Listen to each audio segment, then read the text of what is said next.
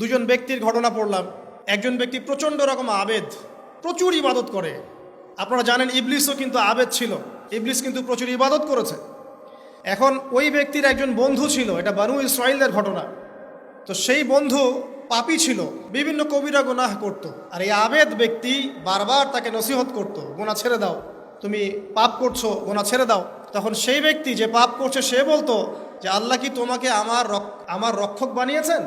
আল্লাহ কি তোমাকে আমার উপর দারোগা বানিয়েছেন? আমাকে আল্লাহর হাতে ছেড়ে দাও, আমাকে নসিহত করতে শোনা। একদিন এই আবেদ ব্যক্তি তার বন্ধুকে একটা জঘন্য পাপ করতে দেখল, এমন একটা পাপ যেটা দেখে তার মনে ধারণা আসলো এটা চরম জঘন্য একটা কাজ। তখন সে মুখ ফসকে বলে ফেলল যে আল্লাহ তোকে আর মাফ করবে না, আল্লাহ তোকে জান্নাত দিবে না। আল্লাহ রাব্বুল আলামিন মালাকুল মউতকে এই দুজনের কাছে পাঠালেন, দুজনের রূহকে কবজ করা হলো। এবার আল্লাহ পাক তার সামনে তাদেরকে উপস্থাপন করে বললেন যে তোমাকে আমার রহমত সম্পর্কে কে গ্যারান্টি দিয়েছে যে আমি কাউকে রহমত করব কি করব না? যাও, আমি তোমাকে জাহান্নামে পাঠালাম, ওই ব্যক্তি যে আমার রহমত প্রত্যাশা করেছে আমি তাকে জান্নাত দিয়ে দিলাম।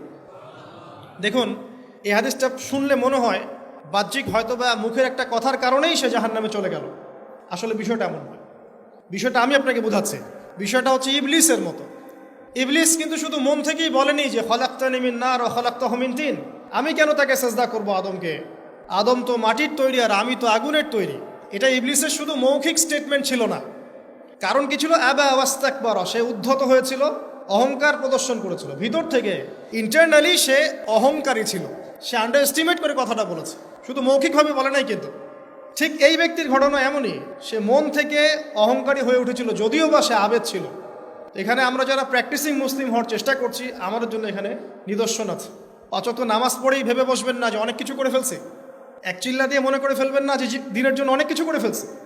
একটা হজ করেছেন, ওমরা করেছেন, সিয়াম রেখেছেন, দিনের জন্য দান সদকা করেছেন, একটা মাদ্রাসা মসজিদ করেছেন, ভেবে বসবেন না আপনি সব অনেক কিছু করে ফেলেছেন এবং অন্যরা সব ককরোচ তেলাপোকা, ওরা জাহান্নামে যাবে, এমনটা মনে করবেন। জানি না আমরা যে কার আমলের কতটুকু আল্লাহর কাছে কবুল হচ্ছে। তো এখানে এই ব্যক্তির সমস্যা ছিল এই, সে নিজের আমলটাকে অনেক ভারী মনে করছিল এবং সে স্টেটমেন্ট দিয়ে ফেললো যে তোকে আল্লাহ পাক মাফ করবেন। এই একটা কথা মন থেকে বলার কারণে তার ইহকাল পরকাল দুটা বরবাদ হয়ে গেল, সে জাহান্নামে চলে গেল। ঠিক আরেক ব্যক্তির ঘটনা আছে এমন, এগুলো সবগুলো রেফারেন্স আছে। এক ব্যক্তি প্রচুর ইবাদত করত, আল্লাহ পাক তার ইবাদত করার জন্যে পাহাড়ের চূড়ায় একটা সুন্দর ব্যবস্থাও করে দিয়েছিলেন, সেখানে ডালিম গাছ হতো, ঝর্ণা আসতো, খাবারের কোনো অভাব নাই। হাদিস এসেছে 500 বছর সে ইবাদত করেছে। কত বছর?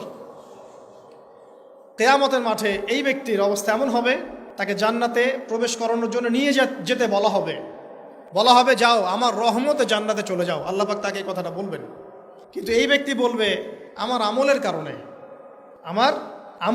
আল্লাহ পাক বলবেন আমার রহমতে জান্নাতে চলে যাও। ব্যক্তি বলবে আমার আমলের কারণে।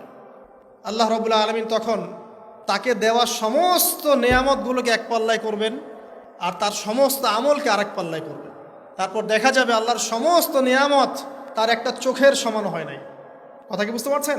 একটা চোখের যে নেয়ামত আল্লাহ পাকের, সমস্ত আমলও 500 বছরের ইবাদত এতটুকু হয়নি। তারপর তাকে বলা হবে ওকে জাহান্নামে নিয়ে যাও। এবার জাহান্নামে যাওয়ার সময় সে বলবে আল্লাহ তোমার রহমতে আমাকে মাফ করে দাও। তখন আল্লাহ পাক তাকে আবার ডেকে নিয়ে আসবে, বলবেন যে তোমাকে যে আমি ইবাদত করার জায়গা করে দিয়েছিলাম, এটা কি তুমি নিজে করেছো না আমি করেছি? সে বলবে আপনি করেছেন। তোমাকে যে আমি সৃষ্টি করেছিলাম তখন কি তুমি কোনো আমল করেছিলে? বলবে না। তাহলে তোমাকে যে সৃষ্টি করেছি আমি, এটা কি তোমার আমলের কারণে? না। তোমাকে সারা দুনিয়াতে এত নিয়ামত দিয়েছি, এটা কি তোমার আমলের কারণে? সে বলবে না। তখন তাকে জান্নাতে প্রবেশ করানো হবে। কিয়ামতের মাঠে এমন অনেক ঘটনা ঘটবে যেটা আমাদের চিন্তার বাইরে।